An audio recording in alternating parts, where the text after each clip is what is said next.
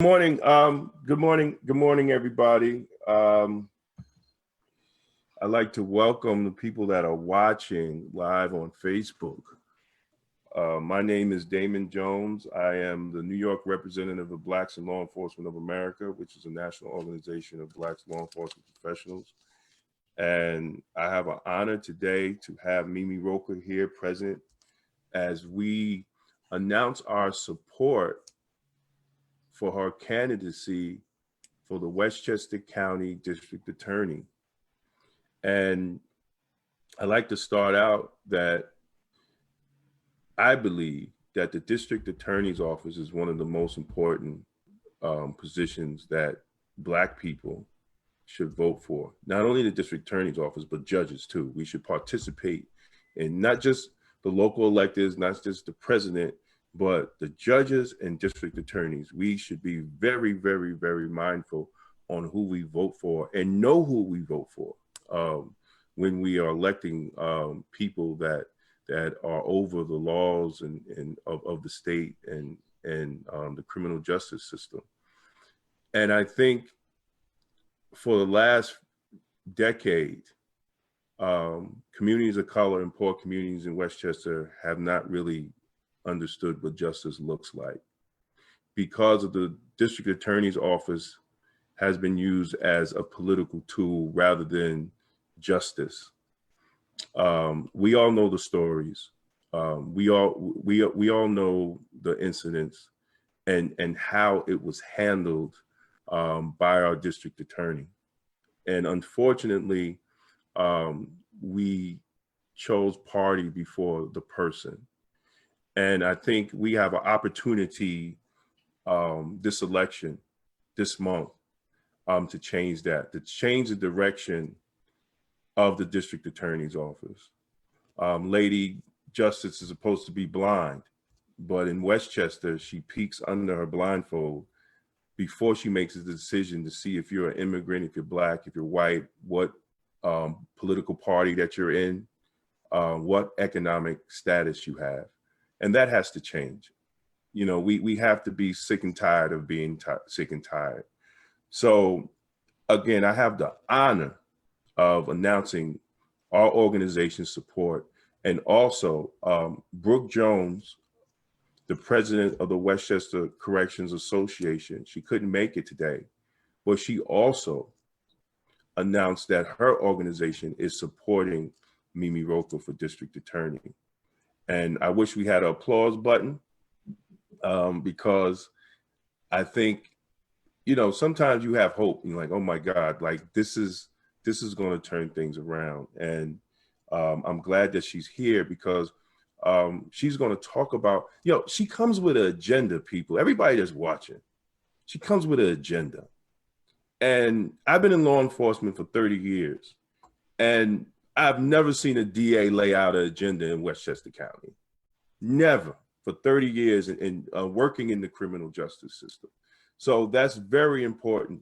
That's very important for us to understand that she has a plan. So everybody that's watching, Mimi Rocah. Thank you. Thank you, Damon and AJ. Thank you for the endorsement. And more than that, thank you for the reasons for your endorsement. You know, it's wonderful to get anyone's endorsement anytime when you're running for office. I'm finding it's my first time running, but endorsements help. But it matters to me personally when I hear the reasons why people are endorsing me, that they really resonate with the message that I am trying to convey and have been trying to convey since December when I announced I was running, which is we need change, you know. And I got into this race. People said, why are you challenging an incumbent? And I got into this race because I believe that we weren't doing enough here in Westchester to change the system to make it better. And look, some people, I mean, you and I, Kenneth Chamberlain, AJ, you know, we talked early on, and I think we clicked because, you know, as we said, to put it really simply, we're not going to agree on everything, but we're going to agree on the goals and the need for change, and we're going to keep the conversation going, which is the most important thing. But, you know, I do think that the events the horrible events of the past week with what happened in Minneapolis and the murder of George Floyd have allowed people who maybe weren't quite getting the message that you were talking about, that I've been talking about, to say, oh, okay, wait a minute, you know, we do need change. And it's horrible that it takes events like this to make people say it. And, you know, I've been having a lot of talks with a lot of people, like, are we at an inflection point? Are we going to get past the rally and vigil and that stage to real, actual substantive change? And I don't know the answer, but it feels different. It feels different, Right. For a lot of reasons that I'm sure you're aware of. It feels different. And so I think this is the right time, absolutely, to try and sort of reach for the stars in terms of what we want to do to fix a broken system. And that needs to be said. And as I always say, it needs to be said not just by reformists, but by people like me who have been prosecutors their whole life and want to be a prosecutor still, because I believe in changing the system from within. But we need to admit out loud that the system is broken, as it has traditionally been. I think there have been improvements, but we're not there yet. And we need to admit that there is, we need to acknowledge, I think is the way I would put it, that there are racial disparities that are not fair in our criminal justice system. And until we fix that, and until we make the system more fair, while also keeping us safe and looking out for victims, because victims come, you know, in all shapes and sizes, we will not really be in the best place we can be as a society. So I do have an agenda, although I would say that overall I have goals, right. I have plans, I have ideas. My opponent likes to mock me for having a lot of ideas. I'm proud to say I have a lot of ideas. Do I think I'm going to get to implement every single one of them as I envision it? Of course not. I'm not naive. Do I think we're all going to sit around and hold hands and, you know, sing We Are the World? No. But I do think that we can have real, honest conversations. We can make progress, and that you can't move forward unless you have ideas and aspirations. So that's what I'm trying to bring to the table. Wonderful, wonderful. Can you, you put just recently, you put out a piece, The Right Side of Justice Agenda, to address police misconduct and build a safer, strong communities. Can you let people know what is being on the right side of justice, and how, and under your office, when you're a district attorney, how do we build safer, stronger communities? Yeah. So the reason I called it The Right Side of Justice, which is a little cheesy, I admit it, but is because my message is, what I'm trying to bring into the conversation is this idea that we need to change the system from within. Again, to move beyond the very important phase of protests and rallies and vigils into real change. We're going to need to bring law enforcement along with us. And so, and I'm part of that. You know, I was part of it for 16 years. And if I'm lucky enough to be the DA, I will be part of it. I will be part of law enforcement. So we need to harness the people in the system who are on the right side of justice, who understand that the criminal justice system is about more than just seeking prosecutions, getting convictions. It's about doing the right thing. It's about doing justice. And just really quickly, part of the reason I took that name, Right Side of Justice, is we organized a rally that you were part of last Friday that was filled with law enforcement from across Westchester, police chiefs from across the county, union presidents. I mean, you know, this is unusual. I'm not saying that's the end and that's the solution, but when people have coming together in that way, it's easier when you are sitting at the table and having the real discussions, when you've had this shared experience together. And that rally we called The Right Side of Justice. So that's kind of where the idea comes from. But the real idea, again, is to, you know, I've talked to you, I've read your proposals, I've talked to faith leaders, other people in law enforcement, police officers, police chiefs, criminal justice reform advocates, and put together some initial thoughts. You know, these are goals. This is the beginning. I think there's a lot to add, and I'm open to suggestions. That's part of my way of being a leader. So one thing I firmly believe, and the details of this have to be worked out, is that we need independent investigations of all kinds of police involved fatalities and injuries. We cannot leave it up to the police to police themselves. I think it's unfair to everyone, frankly. It is definitely unfair to the victims. It is unfair to the community. And it's also unfair to the police. I mean, I'm not making them the victim, but they can't do it right. And so they're going to fail. We're setting them up for failure. Exactly. So we need the district attorney to be involved. You and I were just talking about, and I'm sure we'll talk more about CCRB, civilian complaint review boards. I mean, I think there's all different ways to implement this and the details, and we should think really carefully and hopefully bring law enforcement to the table to talk about it. But independent and mandated investigations is what is important to include. We obviously need to have zero tolerance for police brutality, but we need to start before it gets to police brutality. We need to start with corruption. We need to start with violations of policies, as you've been talking about. And we need to start with creating a culture where other officers feel comfortable coming forward and talking about the bad officers in the group. Because, as we've discussed, I believe there are more good officers than bad officers, but the bad ones really make the job harder for everybody. And it's intimidating. And I know we say it a lot, but we have to break the blue wall of silence. I don't think it is such a wall anymore. I think it's got a lot of cracks in it already. And that's what we need to work on. We need to change the culture. We need to make it not cool to be the bad cop, to put it really simply. We have to, I think, support a county-wide oversight so that we can track officers that do have the history of misconduct, because we have to end that practice where someone does, they take action, they get fired from one police department and they just go to another one, and they come into a new community without anyone knowing the history. That's just moving the problem around. It's not fixing it. We have to require body cameras, I think, on all police officers, and release the footage when it's possible under the disclosure rules, criminal disclosure rules.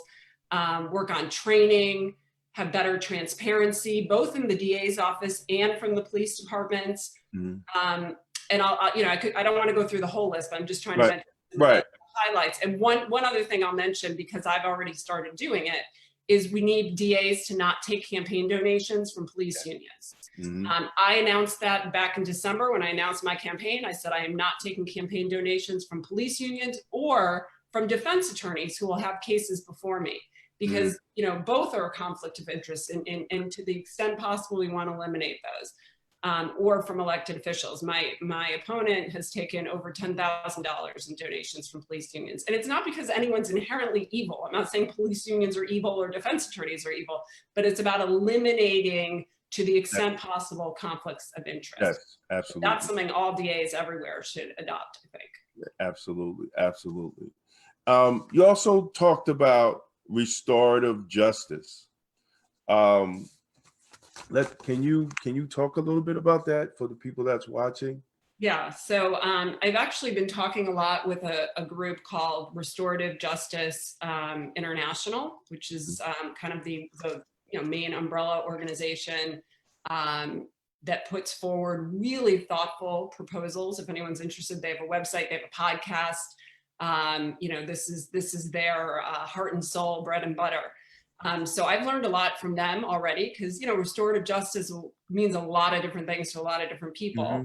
But I think it's a nice term to kind of bring together some of the different ideas that we've been talking about, which include basically trying to end mass incarceration.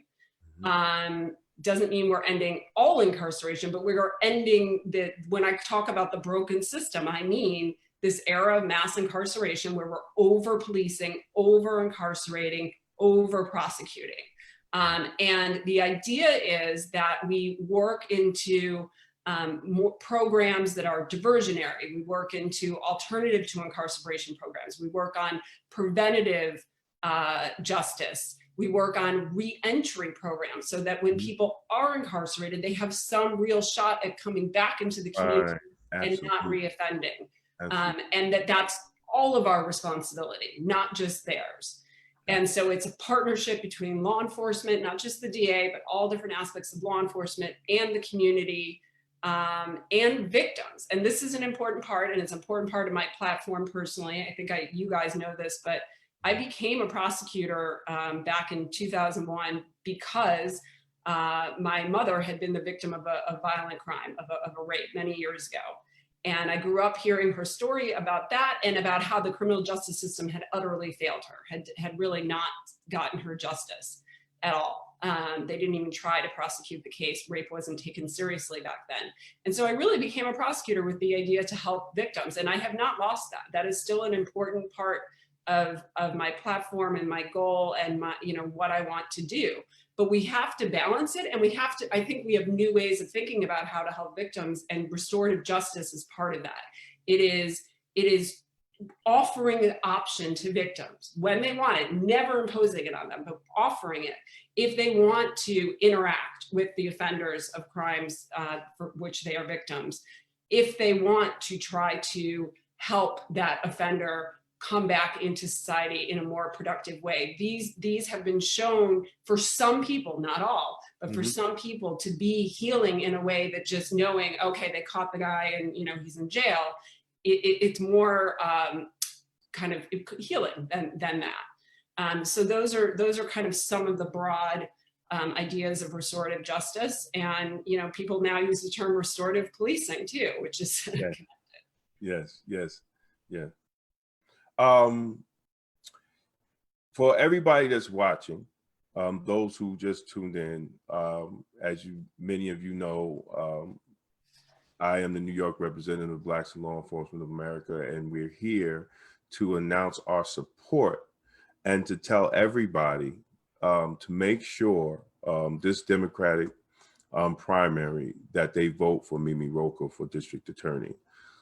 As I said earlier, for those who are just tuning in, the district attorney's office and judges are the most important position that people of color can vote for. If we are paying attention to what's on the news and we see the outrage for what that happened to our brother Floyd out there, after the rallies, let's go vote, right? Let's go vote for change. Let's vote for people that's going to care. Let's vote for people that actually want to change the system. And we have to. The last 3 or 4 years under Scarpino, we haven't seen justice. We haven't seen accountability. I'm also the publisher of Black Westchester magazine, and we've done many stories on actions of law enforcement that the DA's office turned a blind eye to. I myself went up there 4 times dealing with police corruption and trying to get a mother whose son was killed in Mount Vernon investigated, and when you sit with people like that, and when they come before people in positions of power begging for help, and they don't do it, whether it's because of personal reasons or for politics, these are not the people that we need in office. Justice must be blind. Justice must be about justice. And not only about putting people in jail, but also if someone's innocent, making sure that they don't go to jail. And I think that's the type of district attorney that we need. And that's the type of district attorney that Mimi Rocah will be. So if you're watching, and if you got a mail-in ballot and you was about to put it in the mailbox, get it back, change the name, change the name. If you just thought if it's on the table and you wasn't going to fill it out because you didn't want to put a stamp on it, fill it out, put a stamp on it. Be part of the change, not just about marching and screaming and hollering and saying F the police and all the stuff that some people do. We need you right now to take part of the political process. This is why some of the problems that we have now, because we're not taking part of the political process and putting in people that generally care and doing our research. And you know what? Don't take my word for it. You just heard her. You just heard her stances. You could go to her website. You could Google. Everybody got a phone. You know, Google instead of looking at TikTok and all that other stuff. Google and research. Google and research, and you'll see. And we need to get out. We need to get out as a community. Voting is revolutionary. Not just marching, not just rallying, but voting is revolutionary. And we need to use our vote. We do not vote here in Westchester enough. The percentage in African American communities is low. We're barely filling out the census. We're barely filling out the census here in Westchester. And that's a whole nother story we got to talk about. But as doing the census, we also got to vote. So, you know, I thank Mimi for coming, and for people that are watching and people that are going to watch down the line. If we want to change, if we are upset of what's going on in a city that's a couple of thousand miles away, and we're not upset of what's been going on with Kenneth Chamberlain Jr., DJ Henry, Detective Christopher Ridley, and I can name many names on and on and on that I've dealt with families here in Westchester County. If we're really not sick and tired of being sick and tired, we have to be, and we got to make sure we have a chance now. And that's all I'm saying. We have a chance on someone that will work with us and hear what we have to say, and sit down, because we're not going to be able to do it overnight, but we have to have the will to do it. And that's important. So Mimi, how can people get in touch with you if they need to get in touch with you? Social media, website, social media, websites, and everything else. Yeah, thank you. So I have my website is Mimi Rocah, ROCAH 4 FORDA.com. They can email us at hello@MimiRocah4DA.com. And again, it's my last name can be tricky to spell, but it's ROCAH, and the 4 is FOR, not the number 4. We would love people to help make calls to voters. We're doing largely a volunteer-based phone bank. We have over 100 volunteers across the county, but we can use more. Right now with COVID, that's the best way to reach people. Early voting starts June 13th. Like you said, mail-in voting, absentee applications are due June 16th. So you got to get them in the mail in time to get there by June 16th if you have the absentee ballot, or you can vote in person on June 23rd safely if people are comfortable doing that with masks, you know, hand sanitizer and all that. I doubt it'll be too crowded, so might be okay. But that's where we are. That's some of the help we need. Social media, my Facebook page is Mimi Rocah for District Attorney on Facebook, and on Twitter, which I do a lot, on Mimi Rocah 1. And I think that we probably have Instagram too, but you know, I think a lot of Mount Vernon's on Facebook. So that's it. Thanks you guys so much for having me, for your support, for the dialogue, for keeping me on my toes. And you know, we have a lot more to talk about and do, but yes. Thank I you. I would like to add, I didn't want to monopolize the conversation. I want to be quiet most of it because it was about the Blacks in Law Enforcement endorsement. But I did want to close by letting those who listen to us know that Black Westchester has also endorsed Mimi Rocah for District Attorney. I wrote it out. You know, we don't do a lot of endorsements in a lot of the local elections, but we felt this one was too important to not get involved and throw our support behind a candidate we thought that would do the job. Again, I put the link in. So I won't read the whole thing to you. You can read it for yourself, and it has links to different stories. It shows that our current district attorney has turned a blind eye to police and governmental corruption, and there are links to different stories of things that he did not do in the position. With so you can see that for yourself. Um, um, him and his predecessor have failed the Black community as a whole. We're all talking about George Floyd, but Janet DeFiore failed Kenneth Chamberlain right here when he was killed by the White Plains police department. We had that right here, and so that's another reason. Like I said, I spelled all that out on reasons why the current district attorney has to go.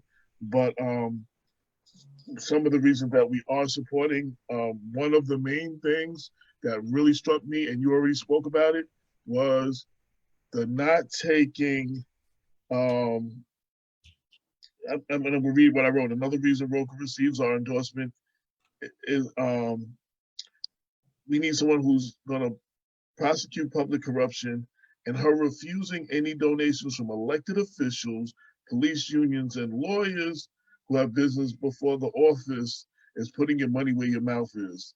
So we know she will not be beholden to elected officials who she may have to prosecute, or police unions who represent police personnel that she may have to prosecute. And I thought that was huge. And I've interviewed a lot of people. I've talked to several different DAs and people in criminal. I've not heard that before, and that impressed Black Westchester, and that was one of the major reasons. And you know, there are others, and like I said, people can click on the link, and I don't want to hijack the whole thing, but people can read the link and they can decide for themselves. So I just wanted to say that. Thank you. Thank you. Again, thank you for the endorsement. Thank you for the reasons. And yeah, I mean, I wish all DAs, sitting DAs and DA candidates would adopt these limitations. They're not required, but you know, they're important for restoring people's faith in these institutions, which we got a long way to go with that. Yes. Absolutely. Yes. Well, we don't want to keep you. We know you have to.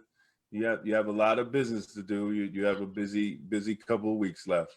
But I want to thank you for coming. I want to thank you for taking part of this. And whatever you need from us, we'll be here, and we'll be pushing all the way to the 23rd. Thanks, you guys. Take care, and I'm sure we'll be talking again before the 23rd. Yes. Yes. Thank you. All right. Bye, everyone. Thank you. All right. Bye-bye.